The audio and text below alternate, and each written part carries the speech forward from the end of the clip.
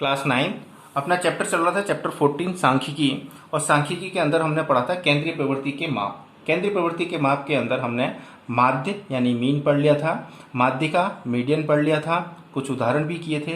अब तीसरा है सर्वाधिक प्रचलित मान जो है वो है बहुलक। बहुलक जिसे मोड भी कहते हैं। बहुलक शब्द फ्रेंच भाषा के शब्द ला मोड से व्युत्पन्न है, जो वितरण के सर्वाधिक प्रचलित मानों का द्योतक है, क्योंकि यह श्रृंखला में सबसे अधिक बार दोहराया जाता है। बहुलक प्रेक्षण का वह मान होता है जो बार बार घटित होता रहता है, अर्थात अधिकतम बारंबारता वाले प्रेक्षण को बहुलक कहा जाता है। बहुलक को जेड से दर्शाया जाता है। अब पहले एक बार इसका उदाहरण हम समझ लेते हैं कि 20 विद्यार्थियों द्वारा 10 में से प्राप्तांक निम्नलिखित अंक हैं उनके, तो इसका बहुलक ज्ञात कीजिए। तो ये इस टाइप से प्रश्न में दिया हुआ है 4, 6, 5, 9, 3, 2, 7, 7, 6, 5, 4, 9, 10, 10, 3, 4, 7, 6, 9, 9। तो इसको हमने एक क्रम में जमा लिया है, या तो आरोही क्रम में जमा लिया या अवरोही क्रम में जमा लिया। तो मैंने इसको आरोही क्रम में जमा लिया। अब यहाँ पे हमने देखा कि कौन सा अंक सर्वाधिक रिपीट हो रहा है। 2 तो एक ही बार रिपीट हो रहा है, 3 2 बार रिपीट हो रहा है, 4 3 बार रिपीट हो रहा है, 6 3 बार, 7 भी 3 बार। तो यहाँ पे इसमें देखा है इन आंकड़ों के अंदर जो 9 है वो 4 बार रिपीट हो रहा है। तो इस आंकड़ों के लिए या इन आंकड़ों के लिए या इन अंकों के लिए जो बहुलक हुआ वो क्या हुआ, 9 हुआ। 9 क्यों हुआ कि 9 इनमें सबसे अधिक बार दोहराया जा रहा है। तो 9 अंक 4 बार दोहराया जाता है, अतः बहुलक का मान क्या हो गया, z बराबर 9 हो गया। ये सबसे ज्यादा इजी है निकालना, है ना, 9th क्लास के अंदर। अब बहुलक का कहाँ पे उपयोग होता है? बहुलक का रेडीमेड गारमेंट उद्योग और जूता उद्योग बहुलक का काफी प्रयोग करते हैं। कैसे प्रयोग करते हैं? बहुलक की सहायता से ये उद्योग ये जानते हैं कि हमें किस साइज का गारमेंट यानी कि कपड़ा तैयार करना है और किस साइज का जूता तैयार करना है। ये बाजार की स्टडी करके और ये उत्पादन तैयार करते हैं। अब इसके बाद हम लेते हैं प्रश्नावली 14.4। प्रश्नावली 14.4 का पहला प्रश्न है, एक टीम ने फुटबॉल के 10 मैचों में निम्नलिखित गोल किए। कितने गोल किए? तो 10 मैच खेले उन्होंने। तो पहले मैच में 2, 3, 4, 5, 0, 1, 3, 3, 4 और 3 गोल किए। इन गोलों के माध्य ज्ञात करना है, माध्यक ज्ञात करना है और बहुलक ज्ञात करना है। तो सबसे पहले जो 10 मैच खेले गए हैं इनके जो है हम जो गोल किए गए हैं उनको हम क्रमबद्ध तरीके से लिख लेते हैं, यानी कि आरोही क्रम में। तो सर्वप्रथम आरोही क्रम में गोल लिखने पर तो सबसे पहले सबसे कम क्या है, 0, फिर 1, फिर 2, 3 कितनी बार रिपीट हो रहा है, 1 2 3 4। तो 1 2 3 4, 4 कितनी बार रिपीट हो रहा है, 2 बार, और 5 1 बार। अब इनको गिन लेते हैं, 1 2 3 4 5 6 7 8 9 10। तो 10 हो गए अपने पास। तो सबसे पहले क्या ज्ञात करना है, माध्य ज्ञात करना है। माध्य यानी मीन, जिसको हम लिखते हैं x बार से। तो क्या होगा, x1 plus x2 plus x3 3 dot x10 upon 10 10। अब यहां पर हम संख्या लिख देते हैं। तो 0 प्लस 1 प्लस 2 प्लस 3 जो है 4 बार है, फिर 4 2 बार है, 5 1 बार है, बटा 10। अब इनको जोड़ के तो इनको जोड़ लेते हैं। यहां पर देखो, 1 प्लस 2 3 3 3 दूनी 6 3 दूनी 9 3 चौक 12 3 पंजे 15 15 और 5 20 20 और 8 28 28 बटा 10। 10 से भाग देना आसान है। तो 2.8 गोल इनका गोल। ये तो हो गया पहला आंसर। अब हमें माध्यक निकालना है यानी कि मीडियन निकालना है। तो इसमें कितनी ही संख्या है, 10 10 है, तो यानी कि सम है। तो माध्यक या माध्य का m ज्ञात करने के लिए संप्रेक्षण वाला सूत्र प्रयोग में लेते हैं। ये आपके लिए लिखा है मैंने, प्रयोग में लेते हैं।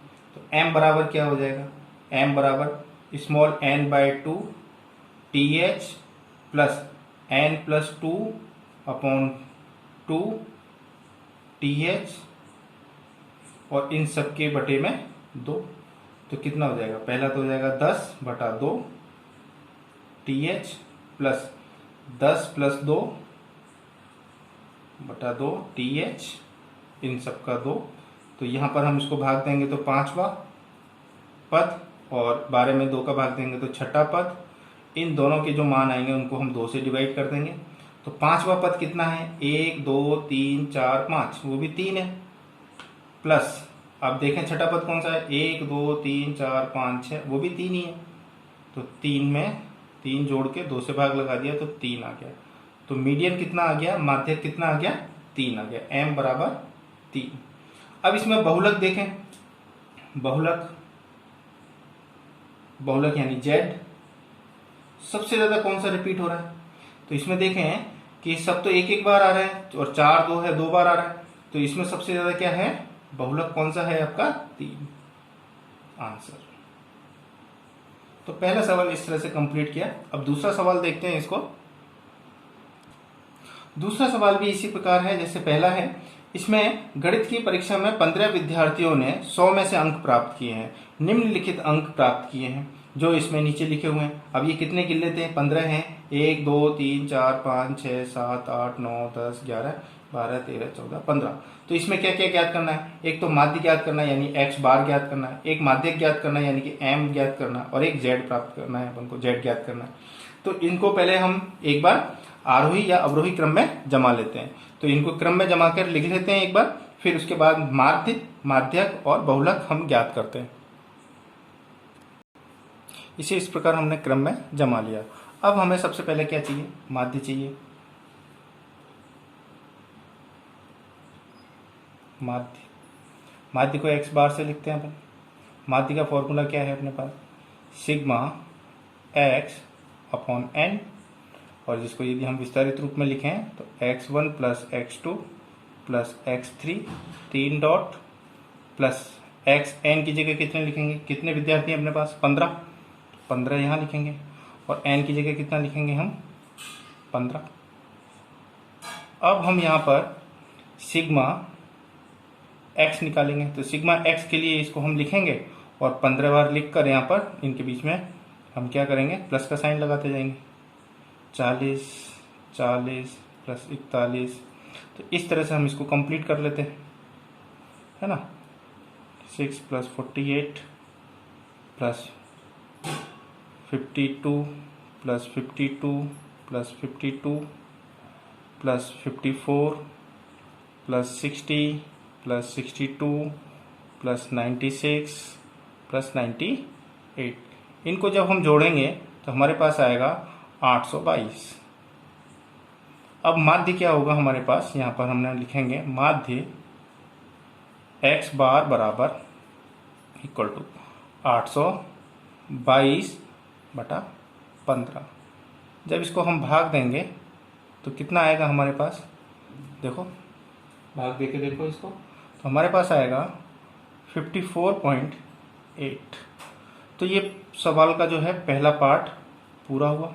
दूसरा पार्ट क्या कह रहे हैं, माध्यक चाहिए यानी कि मीडियन। तो माध्यक m बराबर, इसमें प्रेक्षण कितने हैं, 15। 15 क्या है, विषम संख्या है। प्रेक्षण 15 है जो कि विषम है, संख्या है। अतः सूत्र कौन सा याद होगा इसमें, m equal to n plus 1/2 वां पद पद, तो n कितना हो गया 15 प्लस 1/2 वां पद, तो 16/2 कितना होता है 8वां पद।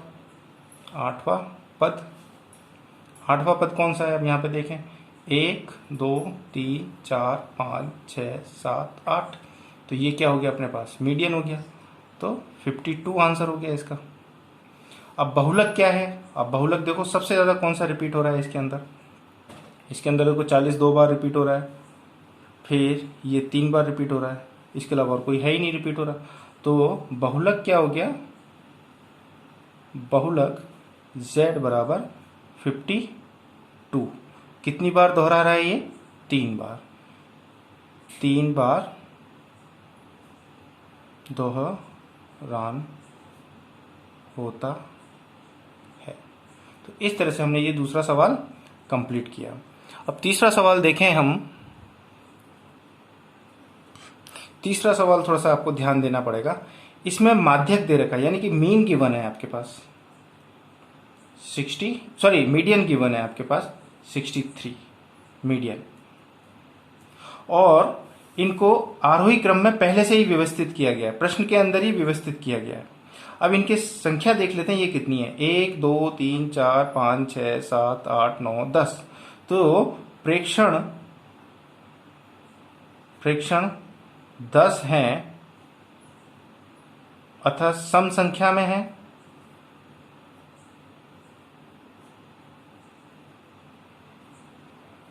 अतः सूत्र कौन सा होगा, m इक्वल टू